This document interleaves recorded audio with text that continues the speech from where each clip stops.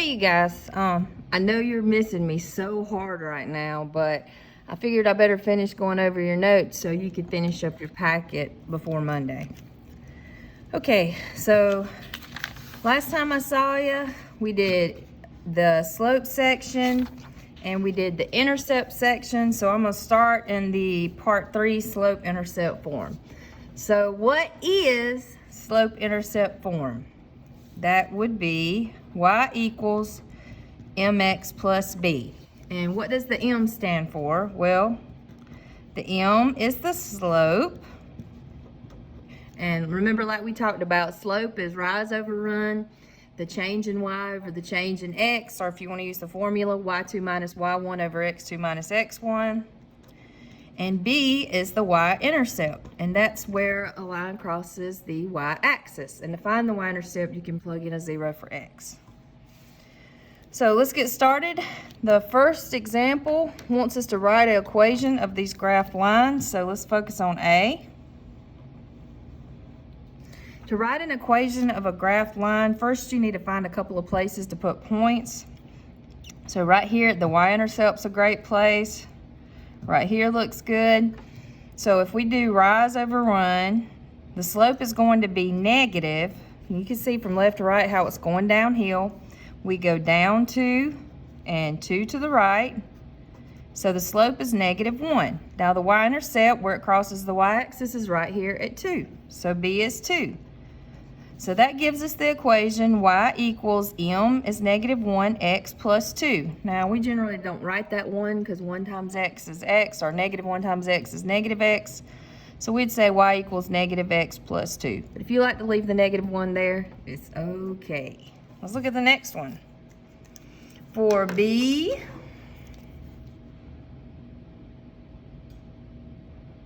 all right, we could put a point right here and here.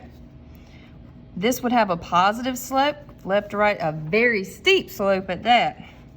All right, draw my little slope triangle. That is a rise of 1, 2, 3, 4, 5, and a run of 1. So the slope is 5. And it goes right through the center here at the origin, so the y-intercept is 0. So our equation would be y equals 5x, and we definitely don't need to put plus 0 because 5x plus 0 is 5x. Let's look at the next one. For C. All right, again, we have a positive slope. Let's see, we can put a point here and here. And draw my slope triangle. We rise 1, and we're running 1, 2, 3, 4. So the slope is 1/4. It crosses through the y-axis at +1. So that equation would be y equals 1/4 x plus 1. Then one more line, D. Again, we have a positive slope. I can put a point here and here, draw my slope triangle. So we rise 2, and we're running 3. So my slope is 2/3. The y-intercept is down here at -4. So when we do y equals mx plus b, that would be plus -4, and we don't want to leave plus and negative. That's ugly. So that would just be minus, right? So y equals 2/3 x minus 4.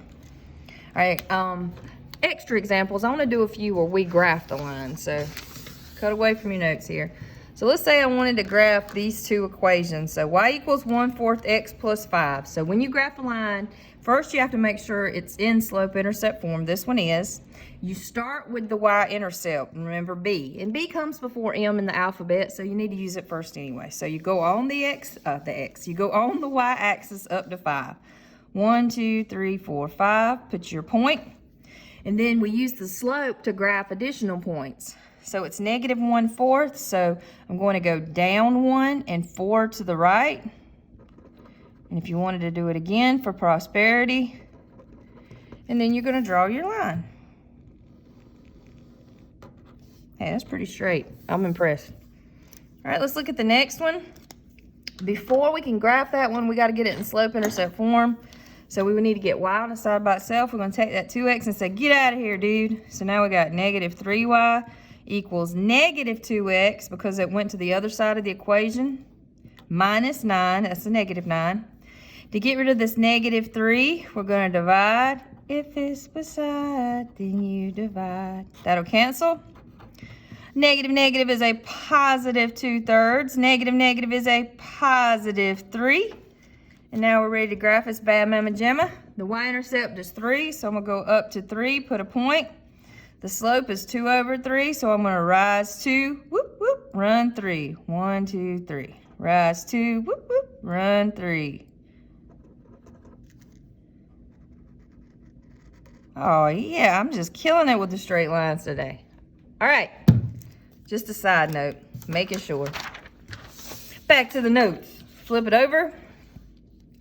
It says, write an equation of a line that passes through this point with a slope of a half. So we don't have the y-intercept. So what we're going to do is use slope-intercept form and figure that out.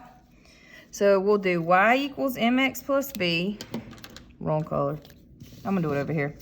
So y equals mx plus b, and I'm going to plug in what I know. Well, I have an x coordinate and a y coordinate. So for my y coordinate, I'm going to plug in negative 3. For my slope, I plug in a half. For my x coordinate, I plug in 2. Then we'll simplify. A half of 2 is 1.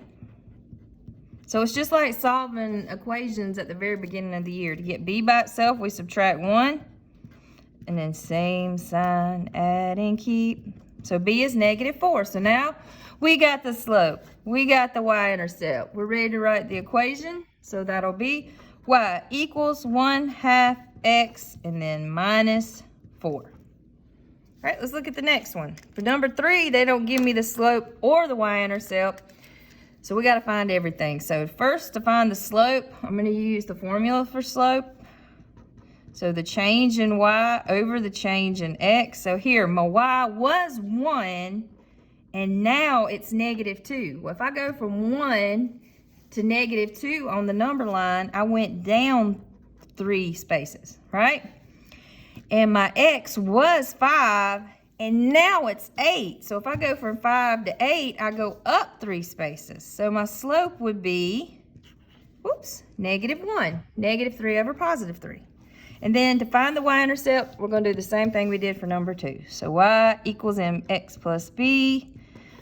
And it does not matter which point you use. So I'm going to use the one that doesn't have negatives. For y, I'm going to plug in this y coordinate of 1. For m, we plug in negative 1. And for x, we're going to plug in 5. And then we solve the equation. Negative 1 times 5 is negative 5.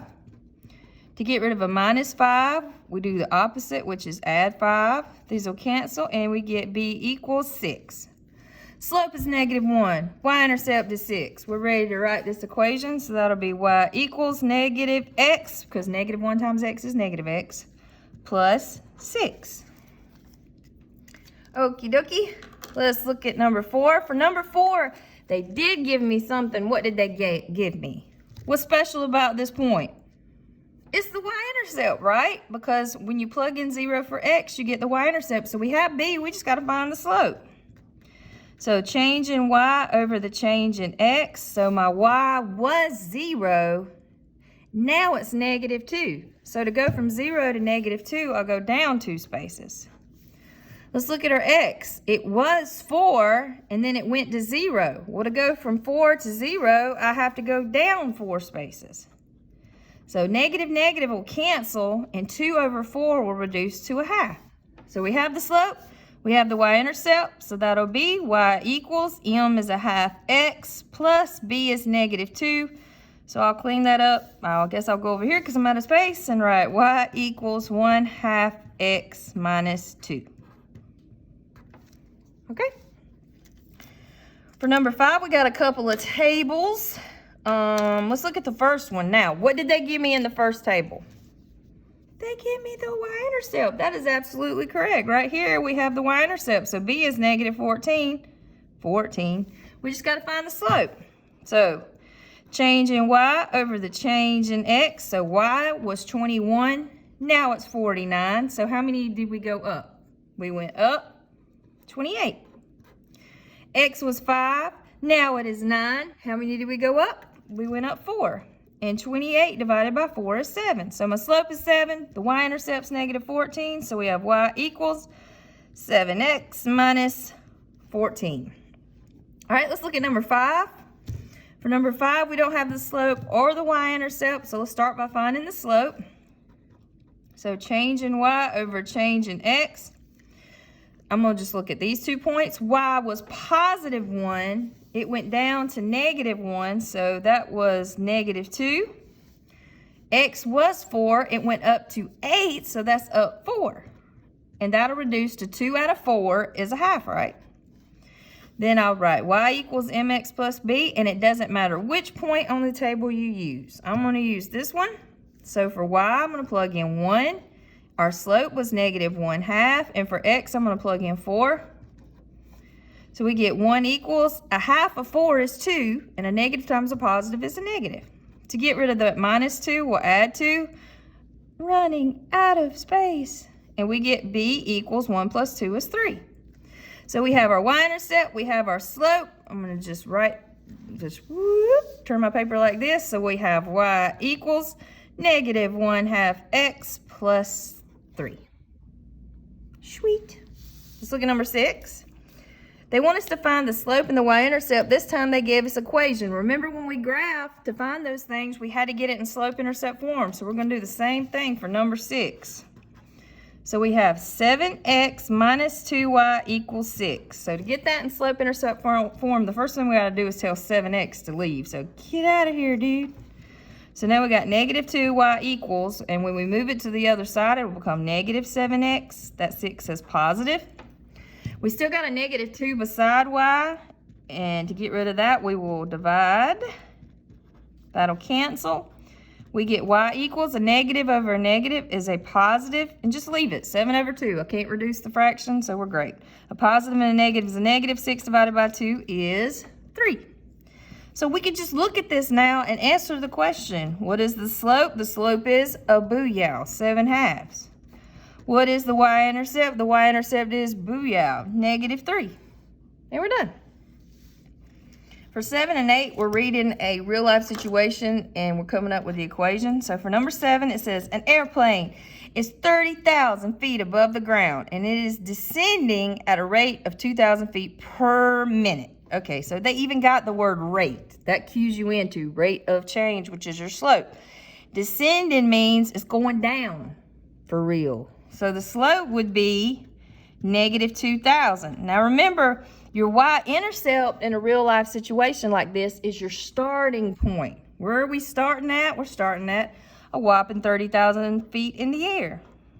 So our equation would be y equals m x plus b. All right, the next question says, what is the altitude after 5 minutes? Well, in this situation, your input is going to be time, and your output is going to be altitude in feet. So to find altitude, I'll need to plug that 5 minutes in for x, my time. So I'm just going to do y equals, make sure this is showing up, negative 2,000, and for x, we'll plug in 5, and then plus 30,000. So that'll be negative 10,000 plus 30,000, which will give me 20,000. So that'll be 20,000 feet in the air. Oh, I want to say air again, but you know what I'm saying. All right, let's look at number 8. For number 8, it says a private tutor charges a one-time fee of consultation plus 22 per hour. Guess what that is? That is your slope. And then it says for 11 hours is 267. That's an ordered pair. So we had 11 hours, we paid 267. Generally, your total cost is going to be your output.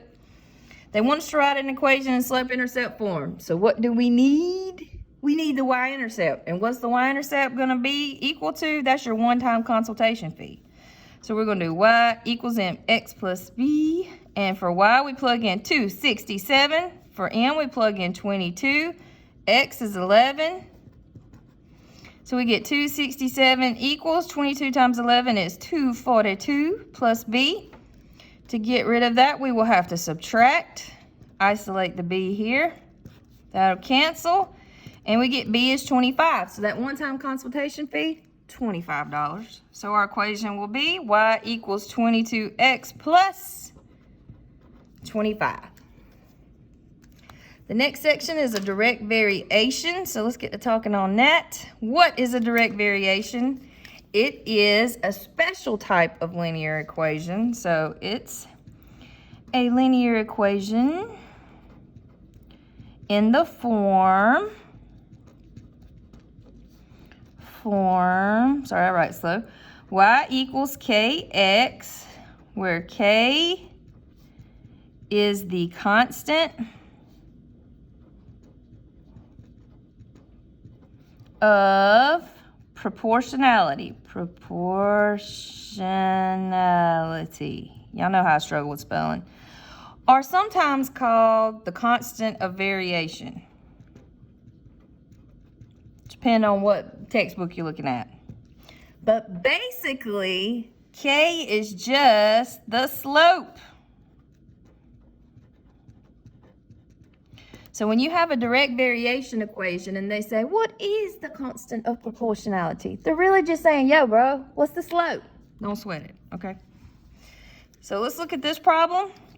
It says, identify the constant of proportionality and write the equation of a graph line. So while I'm thinking about this, did you notice that there was no plus or minus anything? That's because all direct variations, let me say that again, all direct variations pass through the origin. The y-intercept is 0 for all direct variations because it's a proportional relationship, okay? So let's look at this one. So first we got to find k, so I'm just finding the slope. So I can put a point at the origin because all direct variations pass through the origin. I can put a point here, draw my little happy slope triangle. Ooh, about messed that up. We go down 1 and we run 2. So that would be y equals -1/2 x. Booyah. Done. Let's look at number 10. If y is 81 when x is 54, so let's figure out what k is. So if we think about y equals kx, y is 81 when x is 54. So to get k by itself, I'm going to divide by 54. That'll cancel.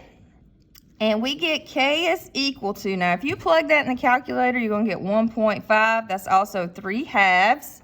Whichever one makes you happy, I'm guessing that's the 1.5. So that'll be y equals 1.5x. So we wrote the direct variation equation. And now they want us to find y when x is a hundo. Well, all we got to do is plug in 100 for x. Boom shakalaka, and we get y is 150.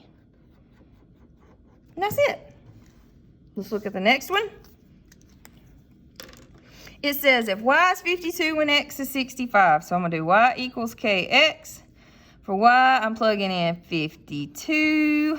And for x, I'm plugging in 65. All right. If it's beside you divide, that'll cancel. You plug that in your calculator.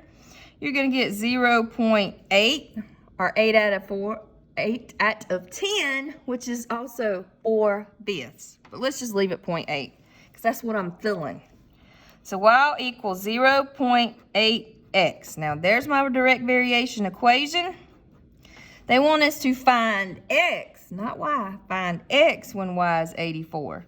So if we plug in 84 for y, to get x by itself, we'll have to divide by 0.8.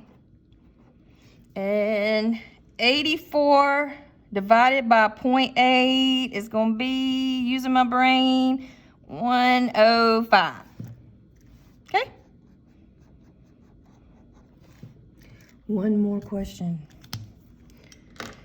For the last one, it says a family of flying monkeys traveled 198 miles in 5.5 hours. So we got to think about which one of these is the independent and the dependent variable. Well, how far I travel depends on how long I'm driving, or in this case, how long they're flying. So the miles depends on the time.